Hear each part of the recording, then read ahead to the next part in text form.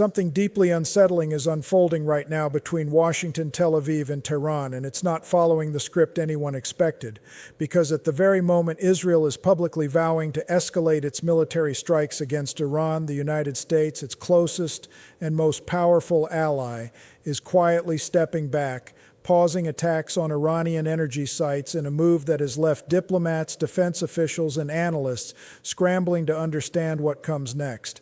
And this isn't just another headline about Middle East tension or a routine disagreement between allies. This is a fracture forming in real time between the two most consequential military powers in the region at the worst possible moment, when Iran is watching every signal, every pause, and every contradiction for an opening. Stay with this one until the end, because what's happening here isn't just about bombs and oil fields. It's about whether the alliance that has shaped the Middle East for decades is still functioning, or whether it's quietly falling apart under the weight of competing interests, personal calculations, and a war that nobody seems able to control or willing to stop. And to understand what's really happening, you have to imagine the scene inside Israel's war cabinet right now, because according to CNN, Israeli officials have made it explicitly clear that they intend to escalate strikes against Iranian targets, not maintain the current tempo, not hold the line, but escalate. And that word matters because escalation in this context doesn't mean symbolic gestures or limited retaliatory strikes. It means a deliberate decision to widen the scope, increase the intensity, and push deeper into Iranian territory than anything we've seen in recent memory. And when Israeli Defense Minister Israel Katz reportedly stated that Israel would respond with overwhelming force to any Iranian aggression, he wasn't speaking hypothetically. He was laying down a marker, a public irreversible marker that constrains Israel's own options, because once you promise escalation, anything less looks like weakness. And in the Middle East, perceived weakness invites the very attacks you're trying to prevent. And this is where the American side of the equation becomes so confusing and so critical. Because according to multiple reports, including CNN's live coverage, the Trump administration has made the decision to pause military strikes on Iranian energy infrastructure. And that pause is not a minor tactical adjustment. It's a strategic signal that reverberates across every capital in the region, because energy infrastructure is Iran's lifeline. It's the economic engine that funds its military, its proxies, and its entire regional influence network. And when the United States signals that those assets are, at least temporarily, off the table, it changes the calculus for everyone. For Iran, it's a breath of relief, a sign that economic pressure might be easing. For Israel, it's something far more alarming. It's a signal that the partner they depend on for strategic coordination might be operating on a completely different timeline, with completely different priorities. And the question that no one in Washington or Tel Aviv seems willing to answer publicly is why? Why now? Why pause at the exact moment Israel is promising to intensify operations? And the answers circulating among analysts and officials are deeply uncomfortable. Because according to Reuters, the same pause is linked to broader diplomatic calculations within the Trump administration, including concerns about global oil markets, energy prices, and the economic fallout of sustained strikes on Iranian oil and gas facilities. And that reasoning makes sense from a domestic political standpoint, because energy prices directly affect American consumers, and American consumers directly affect elections. But from a strategic standpoint, it creates a paradox that is almost impossible to manage, because you cannot simultaneously tell your ally to go harder while you yourself are pulling back. And yet that is precisely the position the United States now finds itself in, publicly supporting Israel's right to defend itself while privately signaling restraint on the very targets that would make that defense most effective. And this contradiction is not lost on Iran, because Tehran has spent decades studying the dynamics between Washington and Tel Aviv, looking for exactly these kinds of gaps, these moments when coordination falters and messaging diverges. And according to Al Jazeera, Iranian officials have already begun framing the American pause as evidence that international resolve is weakening, that the coalition against Iran is fracturing, and that time is on Tehran's side. And whether or not that interpretation is accurate, the fact that it can be made credibly is itself a strategic problem, because perception in this region is reality. And once the perception takes hold that the United States and Israel are no longer fully aligned, it emboldens not just Iran, but every proxy, every militia, and every actor that calculates its moves based on the assumption that American and Israeli power move in lockstep. And this is where the internal politics on both sides make the situation even more volatile. Because inside Israel, the pressure to act decisively is immense. According to the Times of Israel, public opinion has shifted dramatically towards supporting sustained military action against Iranian nuclear and military infrastructure, driven by years of Iranian threats, proxy attacks, and the deeply held belief that Iran's nuclear program represents an existential threat that diplomacy alone cannot resolve. And Israeli Prime Minister Benjamin Netanyahu, who has built his entire political identity around the Iran threat, is under enormous domestic pressure to deliver results, not promises, not negotiations, but tangible, visible, irreversible degradation of Iran's military capabilities. And that pressure doesn't pause because Washington pauses, it intensifies. Because every day that passes without decisive action is a day that Iran uses to rebuild, to harden its defenses, and to move its most sensitive assets deeper underground where they become exponentially harder to reach. And on the American side, the politics are equally complicated but pointed in an entirely different direction. Because according to CNN's reporting, the Trump administration is navigating a web of competing pressures that have nothing to do with Middle Eastern security and everything to do with domestic positioning, energy prices, trade negotiations, economic uncertainty, and the ever-present calculation of how military engagement abroad plays with voters at home. And Trump himself has repeatedly framed his foreign policy as transactional, measuring every action not by its strategic merit, but by its return on investment, a lens that works for trade deals and tariff negotiations, but becomes dangerously reductive when applied to a conflict where miscalculation could trigger a regional war involving multiple nuclear-capable states. And the war powers dimension of this situation is critical because it echoes something we've seen before in this presidency. The tension between executive action and congressional authority, because according to multiple reports from the Associated Press, lawmakers on both sides of the aisle have raised serious concerns about the legal basis for sustained military operations against Iran without explicit congressional authorization. And those concerns aren't theoretical anymore, they're operational.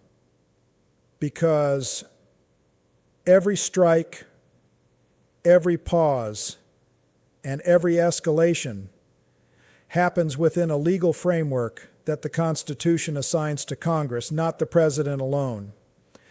And when the administration pauses strikes, not because of a legal requirement, but because of a political calculation, it raises a fundamental question about who is actually making the decisions and on what basis. And senators who have already pushed back on executive overreach in other contexts are now watching the Iran situation with the same institutional anxiety. Because if a president can start, stop, and redirect military operations based on personal judgment and domestic political needs, rather than strategic necessity and legal authority, then the War Powers Act becomes not a safeguard but a suggestion. And this brings us to the dimension that almost no one is talking about publicly, but that everyone in the intelligence and diplomatic community is thinking about constantly, the nuclear question. Because according to the International Atomic Energy Agency's most recent reports, Iran's uranium enrichment program has continued to advance, with stockpiles of highly enriched uranium growing to levels that significantly reduce the breakout timeline, the time it would take Iran to produce enough fissile material for a nuclear weapon. And that timeline is not abstract. It's measured in weeks and months, not years. And every strategic pause, every diplomatic delay, and every moment of allied discoordination compresses that timeline further. And Israeli officials have made it clear, both publicly and through diplomatic channels reported by the BBC, that they view the nuclear threshold as a red line that cannot be crossed. Not a negotiating position, not a talking point, but an absolute operational limit beyond which military action becomes not optional but inevitable. And the terrifying reality is that this red line and the American pause may be on a collision course, because if the United States pulls back on energy infrastructure strikes to manage oil prices and domestic economics while Iran continues to enrich uranium under reduced pressure, then Israel faces a choice that no ally should ever have to make alone. Act unilaterally to prevent a nuclear-armed adversary or accept a strategic reality that its own intelligence services have spent decades warning would be catastrophic. And that choice, once made, cannot be undone. Because a unilateral Israeli strike on Iranian nuclear facilities without full American coordination would not just be a military operation. It would be a geopolitical earthquake that reshapes alliances, destabilizes energy markets, and potentially triggers a multi-front war involving Hezbollah, Hamas remnants, Iranian-backed militias in Iraq and Syria, and possibly direct Iranian retaliation against American assets in the region. And this is where Trump's transactional worldview collides most dangerously with reality, because you cannot pause your way out of a nuclear timeline, you cannot negotiate enrichment levels with tariff logic, and you cannot manage an ally's existential anxiety by telling them to wait while you calculate the domestic political cost of action. And Israeli officials understand this better than anyone, which is why the vow to escalate is not just rhetoric, it's a message directed not only at Tehran, but at Washington. A signal that says if you won't lead, we'll act. And if we act alone, the consequences belong to everyone. And that message has reportedly landed hard inside the White House, according to sources cited by CNN, creating what one official described as a significant tension point between the two administrations, not over whether Iran is a threat, but over timing, tempo, and the willingness to absorb economic and political costs for strategic necessity. And the regional dimensions make this even more complicated because, according to Al Jazeera's analysis, the Gulf states, particularly Saudi Arabia and the UAE, are watching the American pause with a mixture of relief and alarm. Relief because reduced strikes on energy infrastructure lower the risk of Iranian retaliatory attacks on Gulf oil facilities, which remain vulnerable despite years of defensive investments, and alarm because a perceived American withdrawal from maximum pressure signals to Tehran that its strategy of patience, resilience, and proxy warfare is working. And for Gulf leaders who have spent the last several years quietly normalizing relations with Israel specifically to counter Iranian influence, the sight of Washington and Tel Aviv pulling in different directions is deeply destabilizing because their entire strategic calculation was built on the assumption that American power and Israeli capability would work together to contain Iran. And if that assumption collapses, their own security architectures become dangerously exposed, and the humanitarian dimension of this escalation cannot be ignored either. Because according to the United Nations and multiple humanitarian organizations, the ongoing strikes have already created significant civilian displacement and infrastructure damage in affected areas. And as Israel vows to escalate and Iran threatens retaliation, the human cost of this conflict threatens to grow in ways that international institutions are poorly equipped to manage. Because the Middle East's humanitarian infrastructure is already stretched to breaking by years of conflict in Syria, Yemen, and Gaza, and a wider Iran-Israel confrontation would not stay contained within neat military boundaries.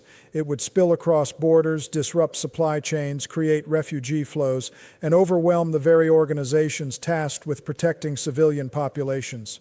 And all of this is unfolding against a backdrop of global economic fragility, because according to Bloomberg, energy markets have already begun pricing in the risk of escalation, with oil futures showing increased volatility and risk premiums climbing as traders assess the probability of disruption to Iranian oil exports, Strait of Hormuz transit, and broader regional supply chains.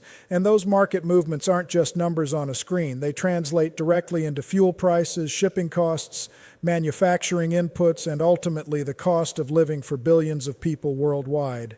And this is the dimension that connects the geopolitical chess game to kitchen tables in every country on Earth.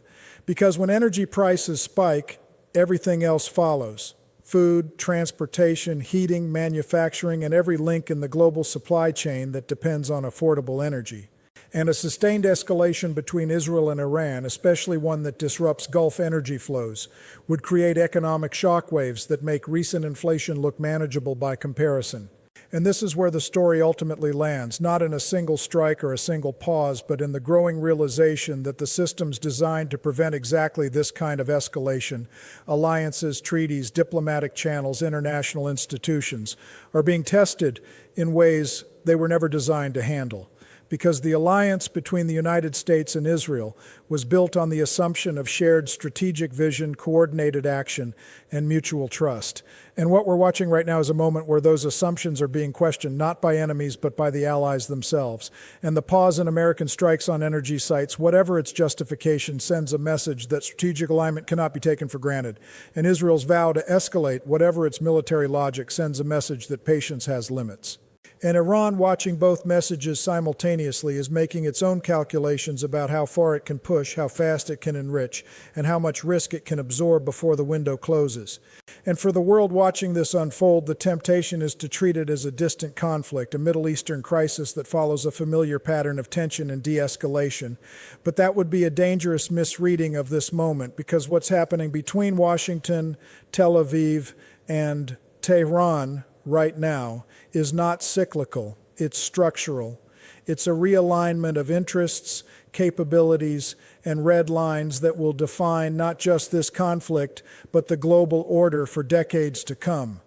Because if the world's most powerful military alliance cannot coordinate its response to a nuclear threshold crisis, then the entire framework of deterrence, alliance, and collective security that has maintained a fragile global stability since the end of the Cold War is weaker than anyone wants to admit. And that weakness doesn't just affect the Middle East. It affects every alliance, every treaty, and every nation that depends on the belief that commitments made between partners will be honored when they matter most. And that's the question that hangs over everything right now, not whether Israel will strike or whether Trump will resume operations or whether Iran will cross the nuclear threshold, but whether the systems, the alliances, the institutions, and the norms that were built to prevent the worst outcomes still function when the pressure is real, stakes are existential, and the leaders involved are driven as much by personal calculation as by strategic necessity. And the answer to that question won't come from a press conference or a tweet or a diplomatic statement. It will come from the choices made in the next days and weeks behind closed doors, in war rooms and situation rooms, by people who understand that once certain lines are crossed, there is no going back. And the world is watching, not just to see what happens next, but to understand whether the rules that were supposed to prevent this moment still hold, or whether we've already moved past the point where rules alone are enough to keep the peace.